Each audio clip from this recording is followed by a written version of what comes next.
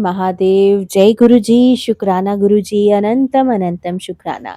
आइए संगत जी, गुरु जी की कृपा से शिव पुराण के अगले अध्याय की तरफ चलते हैं, जिसमें आज हम जानेंगे कि भगवान शिव की ब्रह्मा आदि पंच मूर्तियों, ईशान आदि ब्रह्म मूर्तियों तथा पृथ्वी एवं सर्व आदि अष्ट मूर्तियों का परिचय और उनकी सर्वव्यापकता का वर्णन। उपमन्यु कहते हैं, श्री कृष्ण महेश्वर परमात्मा शिव की मूर्तियों से यह संपूर्ण चराचर जगत किस प्रकार व्याप्त है, यह सुनो।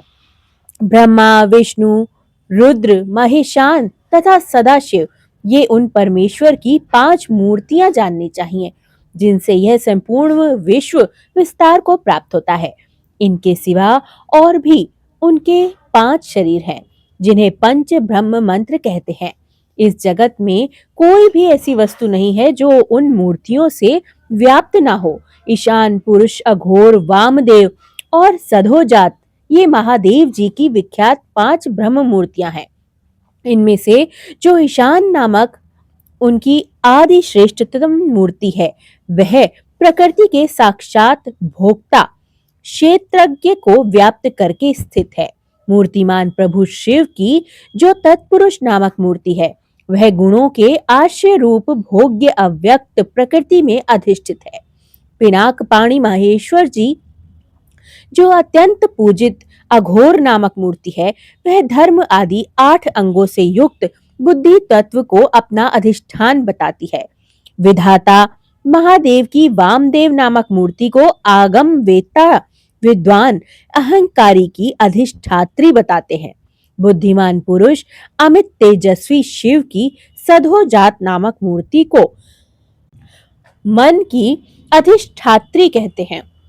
विद्वान पुरुष भगवान शिव की ईशान नामक मूर्ति को श्रवणेन्द्रिय वाणी, शब्द और व्यापक आकाश तत्व की स्वामिनी बताते हैं। पुराणों के अर्थ ज्ञान में निपुण समस्त विद्वानों ने माहेश्वर ने के तत्पुरुष नामक विग्रह को त्वचा, हाथ, स्पर्श और वायु तत्व का स्वामी समझा है। मनीषी मुनि शिव की अघोर नामक मूर्ति को नेत्र, पैर, रूप और अग्नि तत्व की अधिष्ठात्री बताते हैं। भगवान शिव के चरणों में अनुराग रखने वाले महात्मा पुरुष उनकी वामदेव नामक मूर्ति को रसना, पायु, रस और जल तत्व की स्वामिनी बताते हैं तथा सधोजा नामक मूर्तियों को वे घ्राणेन्द्रिय, उपस्थ, गंध और पृथ्वी तत्व की अधिष्ठात्री कहते हैं। महादेव जी की ये 5 मूर्तियों का कल्याण एकमात्र हेतु है। कल्याणकामी पुरुषों को इनकी सदा ही यत्न पूर्वक वंदना करनी चाहिए। उन देवादिदेव महादेव जी की जो 8 मूर्तियां हैं, तत्व स्वरूप ही यह जगत है। उन 8 मूर्तियों में यह विश्व उसी प्रकार ओत प्रोत भाव से स्थित है, जैसे सूत में मनके पिरोए गए होते हैं। शर्व, भव, रुद्र, उग्र, भीम, पशुपति, ईशान तथा महादेव, ये शिव की विख्यात 8 मूर्तियां हैं। माहेश्वर की इन शर्व आदि 8 मूर्तियों से क्रमशः भूमि, जल, अग्नि, वायु, क्षेत्रज्ञ, सूर्य और चंद्रमा अधिष्ठित होते हैं। उनकी पृथ्वीमयी मूर्ति संपूर्ण चराचर जगत को धारण करती है। उनसे अधिष्ठाता का नाम शर्व होता है, इसलिए वह अधिष्ठात्री शिव की शार्वी मूर्ति कहलाती है। यही शास्त्र का निर्णय है। उनकी जलमयी मूर्ति समस्त जगत के लिए जीवनदायिनी है। जल परमात्मा भव की मूर्ति है, इसलिए उसे भावी कहते हैं। शिव की तेजोमयी शुभ मूर्ति विश्व के बाहर भीतर व्याप्त होकर स्थित है। उस घोर रूपिणी मूर्ति का नाम रुद्र है, इसलिए वह रौद्री कहलाती है। भगवान शिव वायु रूप से स्वयं गतिशील होते हैं और इस जगत को गतिशील भी बनाते हैं। साथ ही वे इसका भरण पोषण भी करते हैं।